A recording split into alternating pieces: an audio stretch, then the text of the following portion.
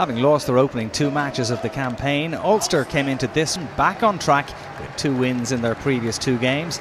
And despite the loss of Tommy Bowe to a dead leg, Andrew Trimble, Nick Williams, Johann Muller and Declan Fitzpatrick returned to the starting 15. Ospreys started the evening just one of 2 unbeaten sides in the league, and having won their last 10 games at the Liberty Stadium. Alun-Wyn Jones was making his 150th appearance for the side. In contrast, at number 6, Tyler Ardron was starting his first ever Rabo match for the Welsh side. The first quarter was scoreless, with defences very much on top. Concern for Ulster after Craig Gilroy was forced off through injury. When the first score came, it resulted from Ospreys' pressure off a line out in enemy territory, which brought about a penalty.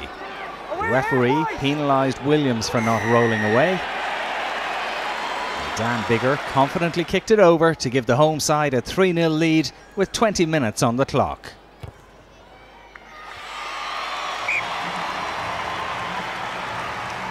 The game remained rather gridlocked, with scores or even scoring opportunities hard to come by. Right on the blow of half-time, Ulster second row Dan Tuohy was rather harshly adjudged to have elbowed Alun-Wyn Jones in the maul, and an Ulster penalty was reversed in favour of Ospreys. The TMO was called into action and he picked out Tuohy's offence. You can't go up around the neck in the maul, okay? Be very careful. Penalty reversed. Biggar kicked it cleanly between the posts, and with what would be the last kick of the half, it left Ospreys 6-0 up at the break.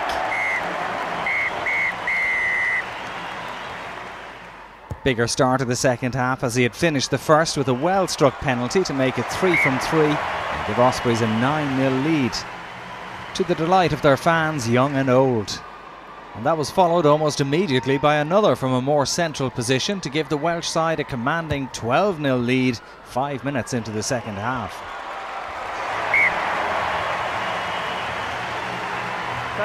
Ulster got their first score in the 49th minute. Osprey's scrum was penalised by referee Peter Fitzgibbon, and Paddy Jackson kicked well to bring the Irish side back to within 9 points, 12-3 in a low-scoring affair.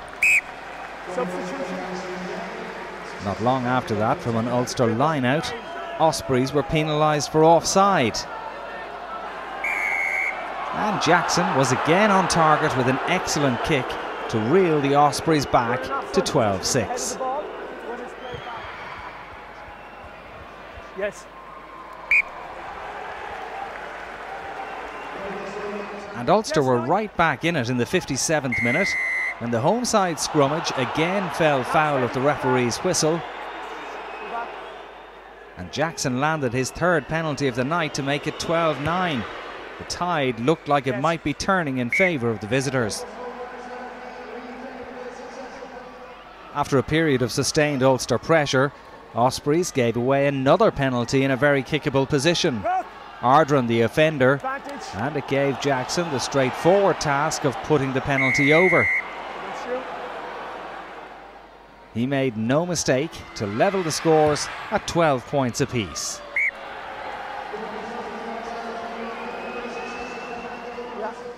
As the game drifted into the final 10 minutes, Jackson notched another for 15-12, and Ulster looked to have closed it out just before the end. Again, Ospreys' discipline let them down. Substitute Alan Jarvis saw yellow for his indiscretion. Not rolling away, tackler. Jackson's radar was once again spot on to land his 6th penalty from 6 to put his side 18-12 ahead.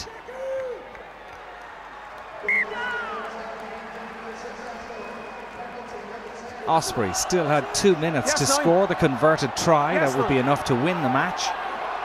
They piled in towards the Ulster line, but even though Stuart Olding was sent to the bin to make it 14 players apiece, the Ulster men just about held on and got the job done to seal the win.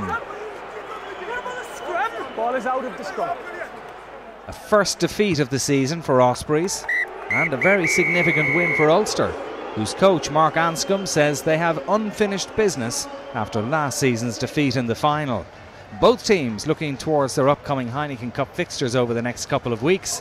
In the end, a trialless but highly competitive match finished with the star of the show, Paddy Jackson. Ospreys 12, Ulster 18.